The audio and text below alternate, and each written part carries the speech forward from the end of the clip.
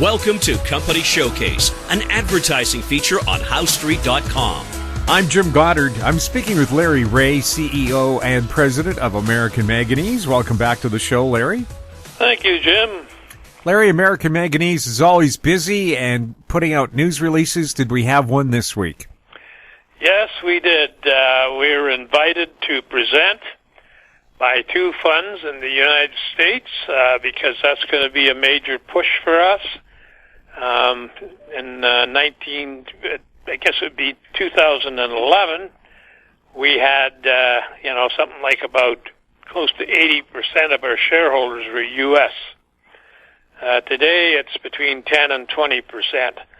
And so we want to make our entrance into the U.S. and probably eventually look at listing on the NASDAQ board.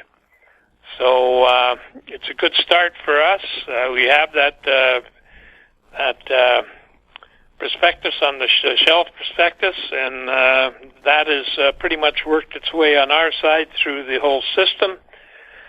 And there should be announcements soon that part is complete, and then we'll see what is done about that in the next few weeks. So, no, it's looking really good. The H.C. Wainwright had their 23rd annual Global Investment Conference on September the 13th to the 15th. We participated in that. They're a very large investor in all kinds of projects, including green. And then the AGP Virtual Energy Conference will be on December the 31st, or 21st, sorry, Jim. There'll be more information about that. They are definitely in the closed-loop lithium-ion battery recycling area. And so it's really very interesting that we got invited to these, and I think that we'll see more of these in the future. And so we do our presentation.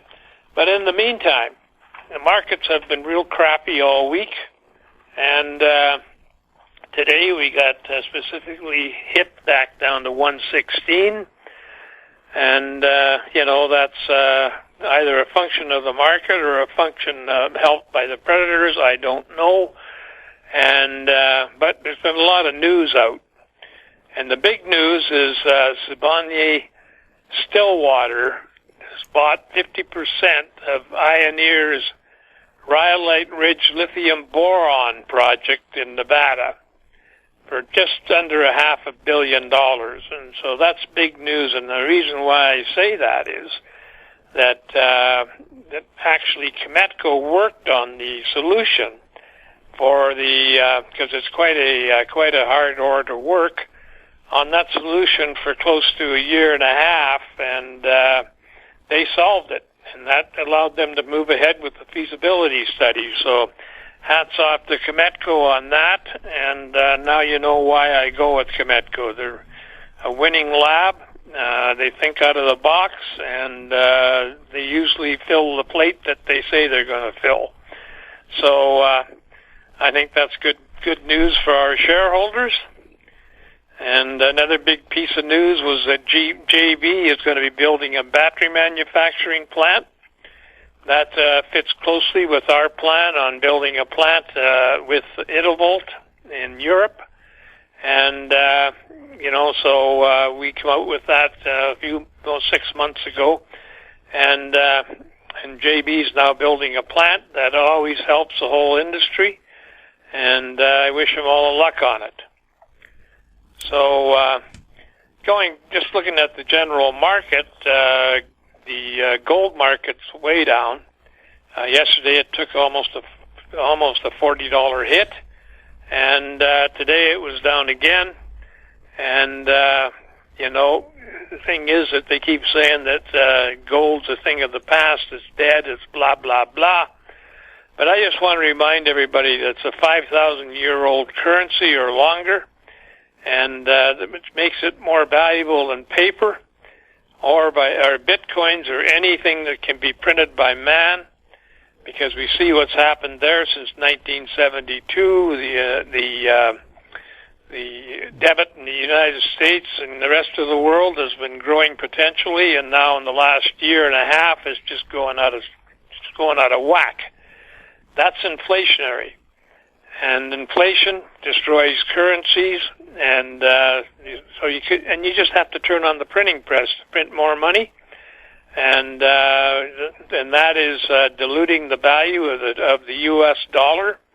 But with inflation combined, that puts gold front and center, and I would sooner put my if I was looking at a currency to be involved in, I would sooner be involved in gold than anything else. I'd like to have a nice physical collection of gold, mostly in coins, which are easy to move. I know I've moved them in bad markets before, sold out my collections in order to keep companies going, and so we can. I can always, I always count on gold, and I think that people are downplaying it. And but that's it costs so much money to get an ounce of gold out of the ground. For example, some mines develop less than a half a gram per ton of material. Half a gram. Think of that. You wouldn't even be able to spot it in a pile of a ton of material. So it's expensive to get out. It's hard to find, and it's going to remain a solid currency forever. And when the U.S. went off the gold standard in '72, it was a bad thing for the market, and I think that any currency out there will have to be on some kind of a gold standard, and instead of an ounce per ton backing up, say, a $1,000 bill, it will probably be more like grams per ton to back up a $1,000 bill, and so where you could turn it into the bank and supposedly you'd get your equivalent amount in gold because it's redeemable in gold, and I see that coming down the pike. So we're exposed in that area as well as in the lithium battery area, which is the fastest expanding business that I know of. It's certainly, which is around the world. It's certainly growing by leaps and bounds. It's here to stay, and recycling will be here to stay. For example, they're building batteries out of cheaper materials like iron phosphate, and there's very little value to a recycler in those materials. The only value would be in the lithium, and so nobody's going to operate at a loss. These companies that are saving money on the front end will have to pay it out in the back end, because you can't just dump it in the dumps anymore. You can't just dump it in the smelters. They'll have to pony up and pay the recyclers a premium to do the recycling of that material. So I don't see that as a big concern. I've talked it over with Cometco. We've met with Cometco and talked it over with them. They feel that they can do iron phosphate, but the cost, they have no idea what the cost will be, because until you do the R&D, you just don't know it. And but we're trying to cover all bases, and the AMI technology is solid, so we can continue to operate as we are. The last two press releases pretty much wrapped up all the R&D that we're doing. We hope to be doing more R&D on the electroplating of manganese that went in the strategic stockpile, and we can, again, going back to iron phosphate, we'll try to get the squeal out from the pig. That's what the Chinese say, and so it's basically. I feel that this market correction is not a rout. You'll see certain areas of the market that are responding to things like uranium, oil, coal till recently, and there's other things that are happening in the market, and anybody involved in those areas are seeing profits, that's for sure. Any other bear market collapse that I saw didn't have those elements in it. So this is a whole different market. It's a whole much more difficult to read. I stand by, eventually when I retire, is selling enough to have the cash to do what I want to do and pay my bills and pay off my bills, better said. And then we can move on to hanging on to the rest of the portfolio, because I know that portfolio inside and out. I know our technology inside and out. And, we're, as far as I can see, we're the leaders in that area. And, I think that don't let them panic you, and don't forget to keep buying the dips, because you're seeing those every day. You'll see it dip down and then go back up. You'll see it dip down and stay down. You'll see it go up. It's a market that's being traded.